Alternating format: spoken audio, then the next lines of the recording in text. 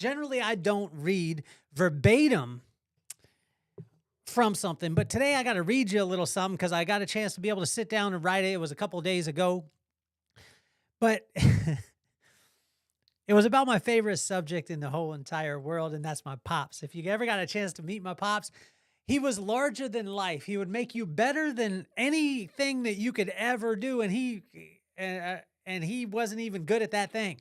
If you played basketball, you spent 15 minutes with my pops, you'd be better at basketball. And then you'll be asking yourself, how can this guy who you could run circles around on the basketball court? And I remember challenging my dad. He would coach me on things and I'd be like, Pops, I could whoop you. And then I remember doing it and getting done and him looking at me and being like, well, you could have done this, you could have done that, you could have done that. And I was trying to prove that I could beat him in this thing, but he was the best at making other people better. And that's one of the reasons why he's my favorite subject to talk about. And if you knew my pops, you knew his voice. And I remember it, and he would be like, boy, I'll teach you how to catch the ball. But this was early on in our lives, so Pops wasn't this, sage, calm, peaceful dude that a lot of people that got to meet him later on in life got to experience. This was my dad. This was the dad that was in the military. And when he said that, he was like, I'll teach you how to catch the ball. That's why Pop said angrily, frustrated, in an angrily frustrated tone, as he lined my big brother Rob and I up against his pride and joy, a 67 MGBGT. It was the joy of his life. It was like his Ferrari. And my brother Rob and I were a little bit confused at why we were having to stand with our backs to this vehicular shrine as my pops paced off about 10 or 15 steps. The confusion cleared when he clued us in on the rules of this seemingly ridiculous exercise with a football that he had snatched from my brother's hands. He let us know that he was going to fire the ball as hard as he could.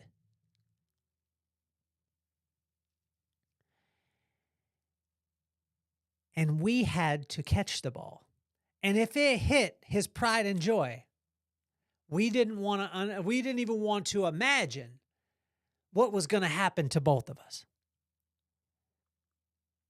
So my dad stands back, and my brother is probably 13 at the time, meaning that my dad is probably 32. I'm, 10 or 11 at the time, and I'm standing with my back to this MGB GT that's his pride and joy. It's like his Ferrari. It's candy apple red, 67, and he used to talk about it all the time. He puts us with our back to it, and then he paces off 10 or 15 steps, and he just fires the ball as hard as he can.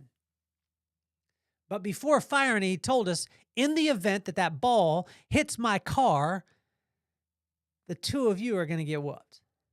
Well, as he's throwing the ball, he's actually throwing it harder at my brother. I catch a couple of them, but I'm the younger brother. But my brother is reaching out and catching the ball, and it's slamming into his forearms. And I remember looking down at his forearms, and his forearms were turning red. His hands were turning red, but he was catching everything, and not one ball hit that MGBGT. And when I looked at it, at that time, I believe I was in 4th or 5th grade. And I remember thinking, this is the craziest thing in the world. But what my pops was teaching us both at that time was, if you truly want to catch something, and there is something that is valuable enough that possibly can get hurt, if you don't do what you were directed to do, then you will step into a whole different realm.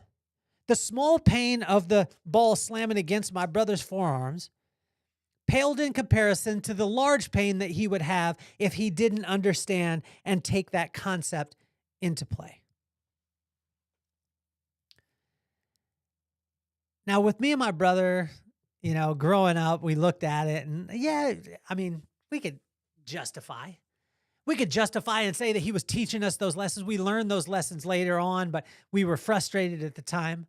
But what I did realize is that my pops wasn't trying to be mean. He was 19 when he had my brother. There was no playbook for being a dad. There was no playbook for fatherhood. He was just dealing with and doing the best he could with what he had at that time. And see, based off of how he was raised, his experiences created the way that he was treating us at the time.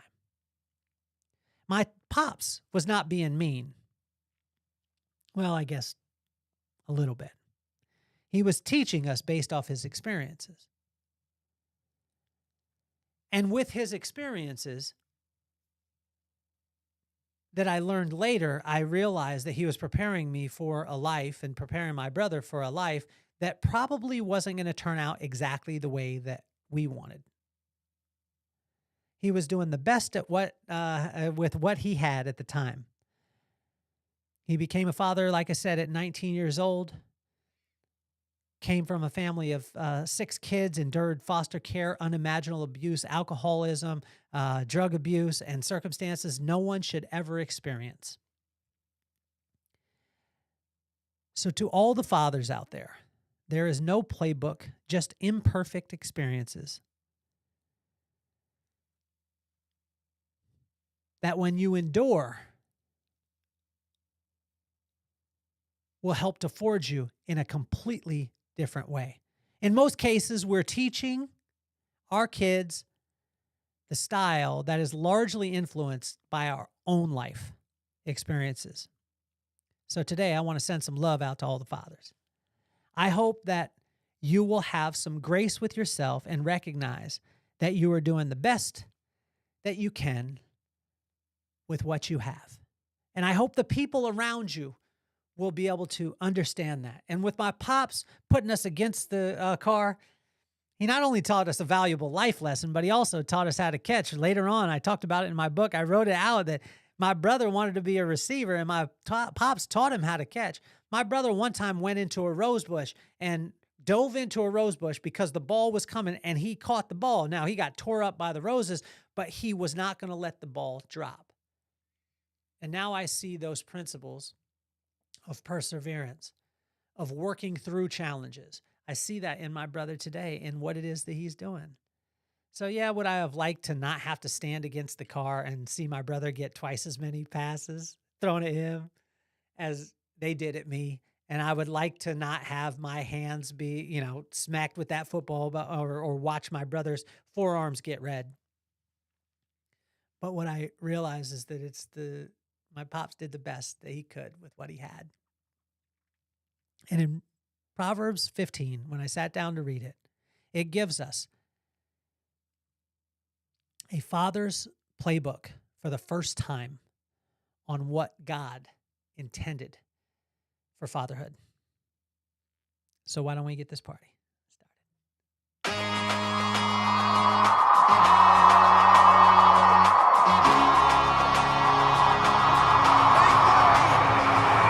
Nothing more on my mind. I got 2 shines, so every day I grind. Work in the morning, work in the evening. We's achieving, cause we believing. It's for certain, we put the work in.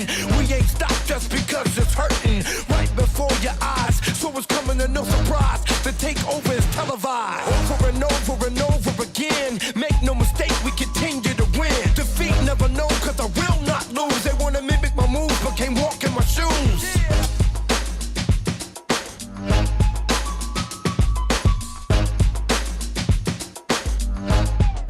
So you got a mixture of me reading from some of my notes and also telling the story. But the story comes down to this, guys, is, my pops told myself and my brother, I'll teach you how to catch. He was mostly talking to my brother when he paced off the 10 to 15 steps and he put us in front of his pride and joy. He just told us, he said, look, if I'm going to fire this ball at you, you catch the ball, everything's good. You don't catch the ball and it hits my car, I'm going to whoop you. We had something to lose. With my brother and I, we had something to lose in it. And that was the thing that, it helped me throughout my life, is putting myself mentally in a place where, what do I value so much that I can put that there? And I did this with the marathon. I ran a marathon with no training. I ran a couple of miles like 4 times, and my wife challenged me to do a marathon, and it's 26.2 miles, not a half marathon, a full marathon. And she said that I'll bet you a girls' weekend against a guys' weekend. And I said, okay, I'll take it. And there's no way I'm not finishing this. And when people ask me, and I did finish it, and when I came in and I was yelling out, I didn't train for this, and all these things. When people ask me like, okay, did you stretch? No. Did you buy? I bought socks the day before or the day of the marathon. I bought them there at the marathon, and then I put them on. I ate like a couple of Rice Crisps and a half a banana. I stretched out for like 15, 20 seconds, and then we just did the thing. And when people ask me like, is that, yeah, it sounds crazy. Why, how were you able to finish? And I said, well, what I did is I put myself in a place, and I did this. I realized that my pops helped me with this mentality. I said, I put myself 13.1 miles out of town. And I lived in Vegas at the time. I said, my car breaks down. My family's in the car. We're 13.1 miles outside of town. If I don't make it to the town to get gas for the car and then make it back to my family, 13.1 one way, 13.1 the other way, my family dies. Now, some people could say that's an extreme mentality to go into, but when I started in on that marathon, that's the mentality that I had. And in the event that I don't make it this 26.2 miles, my family dies. And when I put myself into that mentality and I said, like, I have something to lose in the event that I don't do the thing that I set out to do, it just made it very simple, but it tracks back to that lesson that my pops taught me standing in front of the MGBGT 67 Candy Apple Red. That was the pride and joy. And in my dad's life, seriously, it was like a Ferrari. It was like his Ferrari. And some people could look at it and be like, your dad was crazy. Well, my pops was crazy. He was, he was in. But also when I look at it, I look at all the life lessons that pops gave me and that pops gave my brother and left us with, because I believe that he knew he was checking out a little bit early. And I can't imagine being a father at 19. I can't imagine traveling to another country as early as he did. Went in the military, and then, we were over in England when I was born. So I was born there in England, and then we're in Taiwan, and my dad marries my mom at 19 years old. She's 16. All these things. And then they're having to raise kids. And I'm not saying that they have circumstances that other people didn't, because there's a lot of parents out there, but most of our parents, if you're around my age, 50 years old, your kids, your father did not have a playbook. Nor did I have a playbook, but I had a lot easier than my pop, because I had him there with me, kind of walking me through, and he told me that the greatest, you'll be the best dad when you're a grandfather. That's when you'll learn the lesson. But what was cool in Proverbs 15, it actually gives us a father's playbook. A father's playbook for the first time of what God intended for fatherhood. And let's jump right into it. In verse 1, 4, and 23, encourage your kids and tell them that you love them as often as humanly possible. And when I say this, humanly possible, supernaturally possible. Because some people say humanly possible, well, I'm tired, I can't do this. No, I'm saying supernaturally possible, and as supernaturally often as you possibly can. Encourage your kids and tell them that you love them often. In verse 2, 7, 26, and 31, share God's truth and wisdom with your kids. As much as you would think that, oh, they're going to not listen, they don't want to hear about this, they don't want to hear about that, I tell you, they are listening. And share God's truth with them and his wisdom. I promise you. It will help your grandkids. It'll help your relationship with your kids. I'm telling you, as far as fathers, I'm speaking right to you. I'm speaking to us as fathers. Like, I wish that all of us had the playbook, but God gave it to us in Proverbs 15. And when you read Proverbs 15, if you're struggling at all in fatherhood, you're having any type of challenges, or if your stuff is just perfect, it can get even better. In verse 3, 6, 9, 11, and 21, Do the right thing in the dark and in the light. Your kids deserve it. Just do the right thing, even when people aren't watching. I remember I dated a girl and I was in the kitchen. It was years and years ago. And I was in the kitchen of her family's house and her brother came in. He was in valet and he said that, you know, I think it was his car was missing. Maybe this was how long ago it was. There was a lighter in the car. And he was like, you know, his car was missing the lighter. Well, he was in valet. So he said, well, the next time that one of those cars comes through, I'm just going to go ahead and take the lighter out because it's the same year as mine and I can do that. And no one said anything about it. And most likely the person that valeted their car wouldn't miss the lighter or wouldn't even recognize it until later on or whatever it was. But I was just thinking at that time, I was like, man, that's pretty crazy to have that conversation with your pop about that. And the pop didn't say anything at all. Do the right thing in the dark and in the light. Your kids deserve it. In verse 5, 10, 12, 24, 28, and 32, self-discipline and thought of the future are key elements as a father. Self-discipline and thought of the future. I want to give a huge shout out to Vince Culliver. He took us out Jurassic sport fishing. Jurassic sport fishing. I got the hat right here. And he took us out and took my son out. And it was incredible. But there were so many different things. I was telling him he's a master at his craft. He took us out. We caught so many fish. He knew exactly how to, he's the captain of the boat. He knew how to, make sure that the hooks were there, the type of lures, where the fish were going to be, all these things. But one of the biggest things that I saw is how he fathered his daughter. His 12-year-old daughter, Kate, came out with us and she had a really good time and they hung out and she was there, but he was disciplined with her at times. He was loving with her at times and he was lifting her up. And it was unreal to be able to see it. Vince's self-discipline to clean the boat when he got back, he filleted the fish, he did all these things, and his thought of the future are key elements in his fatherhood that I was inspired by. And Vince, I just want to tell you, like, you did so much for me and my son, and it was unbelievable. Jurassic sport fishing, Lompoc, California. Probably one of the coolest experiences you'll go and have. You need to check it out. In verse 8 and 29, pray with and for your kids daily. Pray with your kids. And we've gone through this, like our kids, we pray before we eat. And, early on, it was like, we pray and then we say amen and then we kiss each other. And I kiss my wife, I kiss my kids. And, my daughter got to a point where she was like, you can kiss me on top of the head. Then my son was still kissing me on the mouth.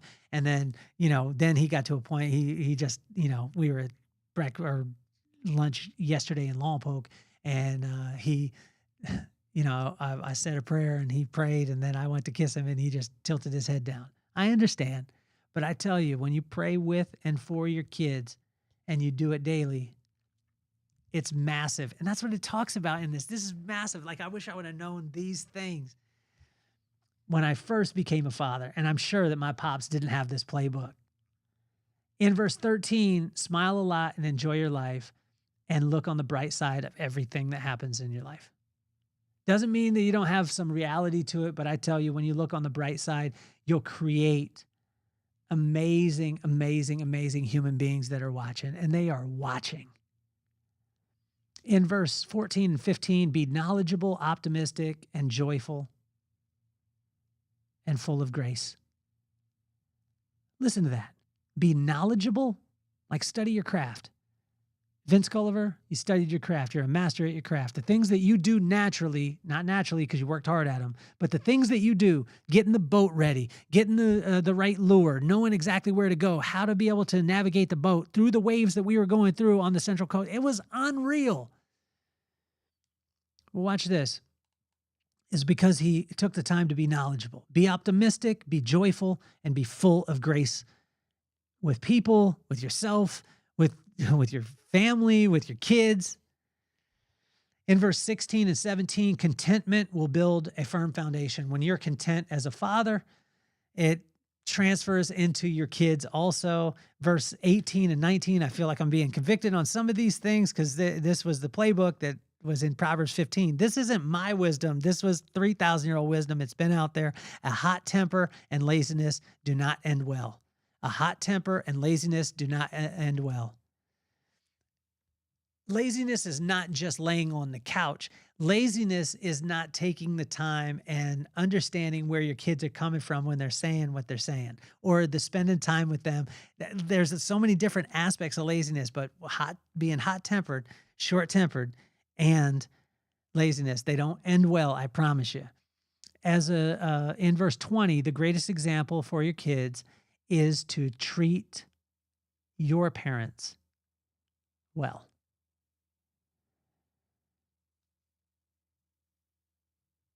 Probably one of the greatest examples from my mom, which there were so many great examples. She just honored her father, no matter what the inconsistencies he had. He was an imperfect man, all those things, but she treated him like he was like the king of the earth.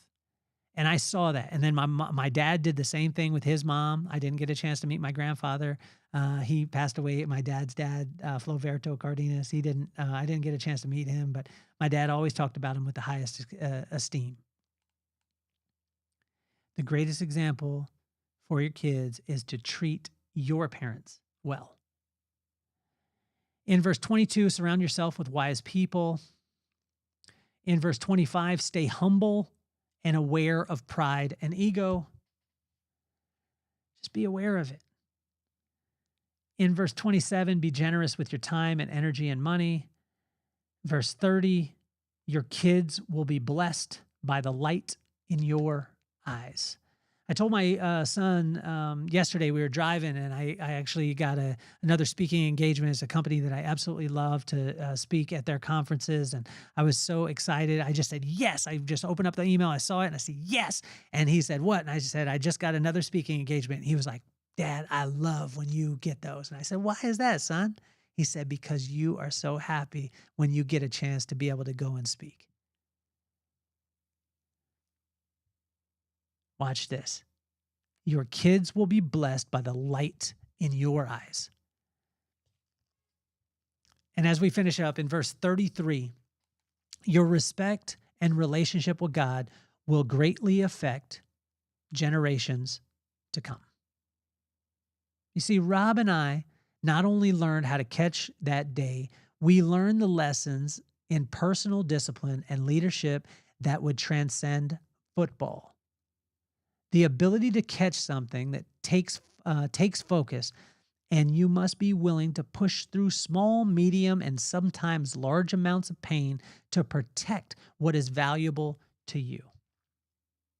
As far as a leadership lesson, it just clicked today as I write these words. You have to be willing to prepare your people to protect the vision of what is most important. Then trust them enough in the harshest conditions to be able to execute that. Thanks, Pops, for teaching us how to catch.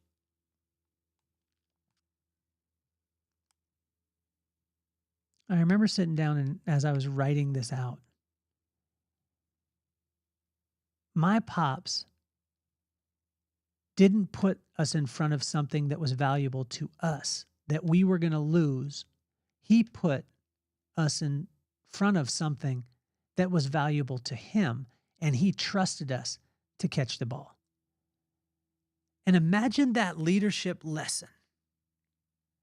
Imagine if you're a leader in a company, a leader in a family, and you say, I'm willing to put the thing that I value the most at risk. And if I don't teach you well enough, it will not injure what you value, but what I value. And as a leader in our family, imagine that playbook. Imagine the playbook that God gave us in Proverbs 15 as fathers. So I want to honor every single one of you. If you're a father, I want to honor you. I want you to know that you're doing the best that you can with what you have. I want to honor you in that. Honor your father as much as possible. Vince, you're an incredible example. Rob, you're a great example. Will, you're a great example. Dave, you're a great example. Looking at Pike, Alfred, all these friends that I have that are just unreal examples. But I think the best example was Pops. And Pops, I love you. I miss you every single day. I hear your voice all the time. And I just want you to know, as a 19-year-old kid that had his first child, married a 16-year-old, moved to all across the country, you dealt with all the things that you did. You did a damn good job with absolutely no playbook, but I'm so glad that you directed my eyes to the one who has the ultimate playbook.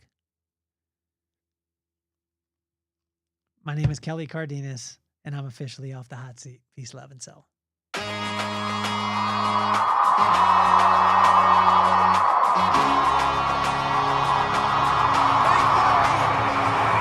Nothing more on my mind. I got two shines, so every day I grind. Work in the morning, work in the evening. We's achieving, cause we believing.